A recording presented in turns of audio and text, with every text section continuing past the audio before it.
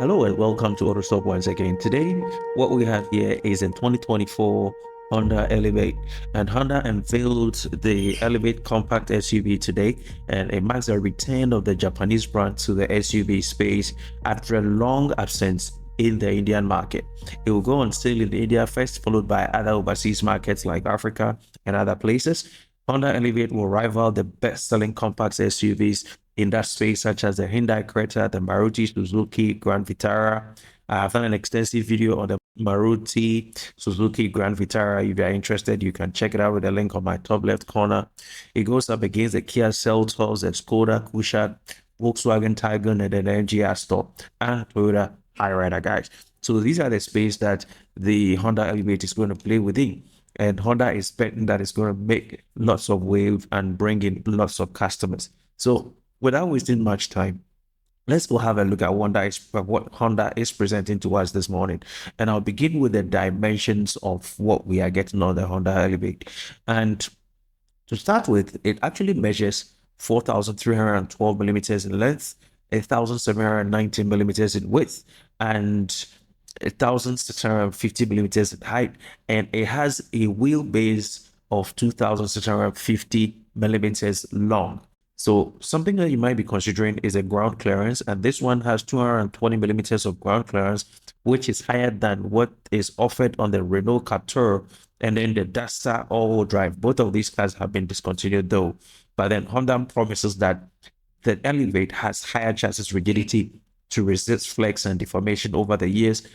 High rigidity increases side sill rigidity for handling and stability. Okay, guys. So you do realize that Honda has done away with the BRV and the WRV nomenclature and is now going for a name which is Elevate, which resonates the meaning of that word. Now let's go have a look at the design itself, beginning with the front view. So Honda Elevate has sleek headlamps, conventional headlights placements, and you can actually see that there is an LED DRL embedded in there. It has a prominent front bumper, right? So you guys can see skid plates at the rear and in the front, blacked out pillars, functional ORVMs with integrated 10 signals. Yeah, you see the roof rail as well. You see body cladding. You see blacked out pillars as well. What else? If you go to the roof, you see the shark fin antenna. You also see the rear spoiler. Yes, that looks cool. And a single pane sunroof. And the tail lights are quite squarish and edgy in nature.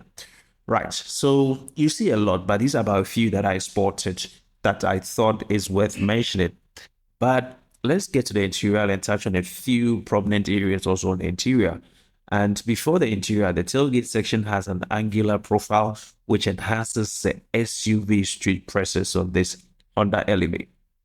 Now on the inside, it has features such as large 10.25 inches touchscreen infotainment system. You see that when you jump to the driver's side, a 7-inch digital instrument cluster is also sitting there.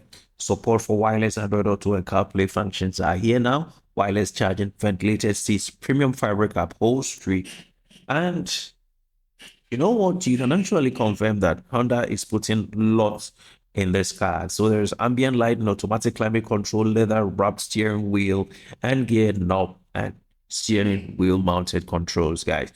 So it is up there in the competition, and Honda is hoping that you would fall in love with it and drop, which I think it's a good one looking at the competition. However, let's look at the Honda Elevate's performance, if it's something that is worth your attention. So when you look at the range of telematic solutions branded by Honda Connect, that is also embedded in this vehicle. Elevate is actually underpinned by the same platform as a fifth generation Honda City sedan that we've spoken about. I think we are all aware.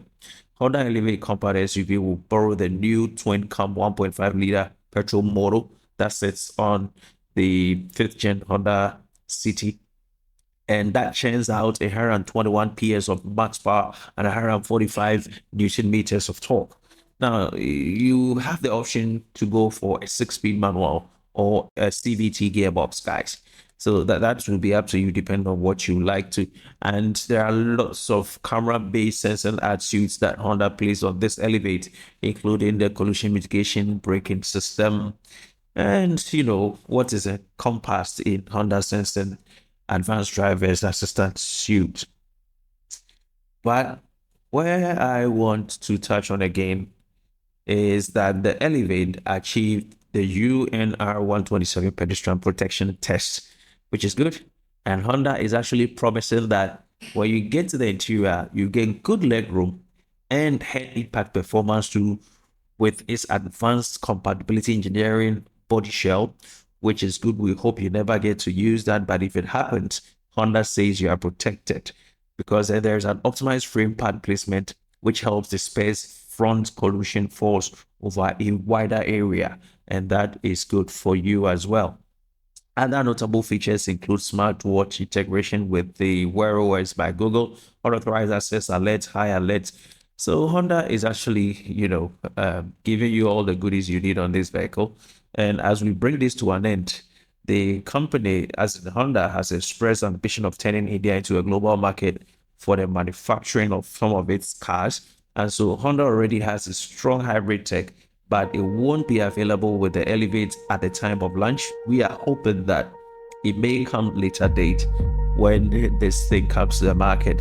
So at the global debut, Honda didn't reveal any plans for diesel powertrains yet, but expressed ambition for 5 SUVs by 2030, including Elevate, and 10 fully electric by 2040. Okay. So guys, this is what we go for you. I think this makes it worth it. I like the front grille, but what do you really love about the Honda Elevate in this space? Thank you so much. Have a good great day until we meet same time again. Bye bye.